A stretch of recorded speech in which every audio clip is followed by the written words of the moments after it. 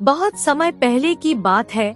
एक जंगल में एक लोमड़ी अपने भोजन की तलाश में पूरे जंगल में इधर उधर घूम रही थी। गर्मी के दिन थे, गर्मी काफी तेज थी। चलते चलते उसकी हालत खराब हो गई। वे थक गई। वह मन ही मन में बोली, अब मुझसे एक पल भी नहीं चला जाएगा। मैं बहुत थक चुकी हूँ, थोड़ा आराम कर लेती हूँ, फिर भोजन की तलाश को जारी रखूंगी। पास ही जंगल में एक पेड़ था। अब वह थककर उस पेड़ के नीचे आराम करने लगी।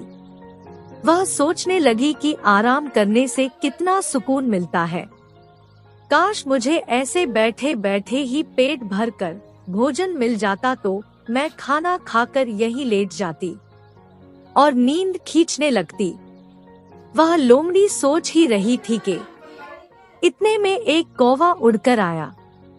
वह लोमड़ी के सामने वाले पेड़ के टहनी पर बैठ गया।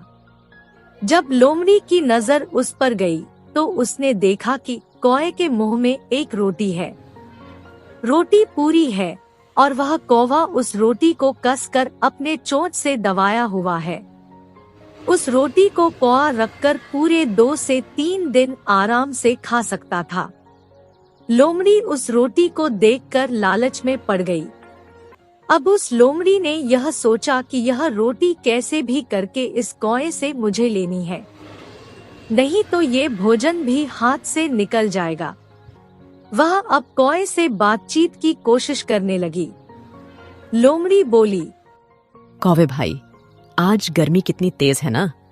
मुझे तो इस पेड़ के नीचे बैठकर बड़ा आनंद आ रहा है। तुम तो हमेशा इस पेड़ के टहनी पर होते हो, तो तुम्हें कितना आनंद आता होगा। कौवे ने तो अपनी चोंच से मुंह में रोटी दबाया हुआ था, तो वह कुछ भी जवाब नहीं दे रहा था। लोमड़ी ने सोचा यह तो कुछ भी जवाब नहीं दे रहा है, कुछ ऐसा करना पड़ेगा जिससे इस कौवे के दिल को खुशी मिल सके और कुछ बोलने के लिए यह अपना मुंह खोल दे। तब लोमड़ी बोली, कौवे भाई, तुम कौन सा गाना गाते हो जो कि पूरे जंगल के जानवर तुम्हारी तारीफ जोर और शोर से करते हैं। सभी कहते रहते हैं कि तुम्हारी आवाज में जादू है, जरा मुझे भी तो सुनाओ।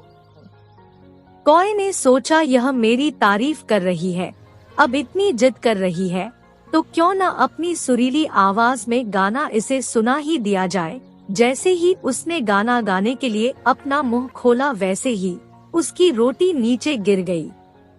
लोमड़ी ने उस पर झपट्टा मार लिया और रोटी को लेकर 9-2-11 हो गई। कौवा देखता ही रह गया।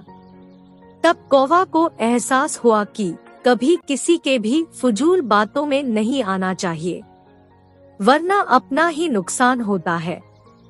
सीख, दूसरों की फिजूल की बातों में कभी नहीं फंसना चाहिए।